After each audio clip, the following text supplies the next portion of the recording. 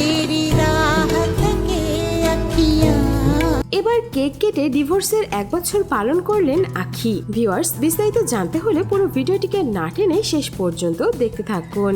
1 বছর আগে এই দিনেই আহাদের সঙ্গে নিজের সংসার জীবনের ইতি টেনেছিলেন আখি, আর সেটারই সেলিব্রেশন করলেন আখি তার সন্তানকে নিয়ে। সেই ভিডিওগুলো পোস্ট করে আখি লিখেছেন, ঠিক এই দিনেই 1 বছর 9 মাস 3 দিনের সংসারের ইতি টেনেছিলাম। আজ আলহামদুলিল্লাহ এতটাই ভালো আছি যা তোমরা আমাকে দেখলেই বুঝো। হয়তো এই দিনে আমি ডিসাইড করতাম, কিন্তু আমার মা বাবা বোন তোমাদের জন্য আর তোমাদের ভালোবাসার জন্যই আমি বেঁচে আছি। এখন আমার অনেক বছর বাঁচতে ইচ্ছে করে। ছোট্ট সন্তান আয়াসকে নিয়েই সেই ডিভোর্সের কেক কাটতে দেখা যায় আখিকে। আখির ফ্যান ফলোয়াররাও তার জন্য অনেক শুভকামনা জানিয়েছেন। কেউ লিখেছেন, আগের কথা ভুলে যান, নতুন করে জীবন সাজান। আপু, একটা কথা মনে রাখবেন, ভালো খারাপ সব আল্লাহ মন মতো হয়, তা আল্লাহ যা করে আমাদের ভালোর জন্যই করে ইনশাআল্লাহ। আবার কেউ বা আখিকে কটাক্ষ করতেও ছাড়ছেন না। কেউ বলছেন আহাদকে বিয়েই করেছিলেন তিনি শুধুমাত্র ভাইরাল হয়ে ফেসবুক থেকে